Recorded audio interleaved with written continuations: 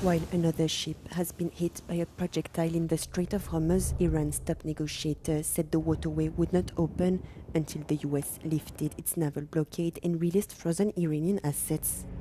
و روشن بگویم تا زمانی که تعهدات آمریکا در تفاهم نامه از جمله رفع محاصره، آزادی اموال بلوکه شده، رفع تحریم نفت، پایان تهدید و عملیات نظامی در همه جبهه‌ها و دیگر شروطی که در تفاهم نامه آمریکا با آن متحد شده است اجرایی نشود، تنگه باز نخواهد شد.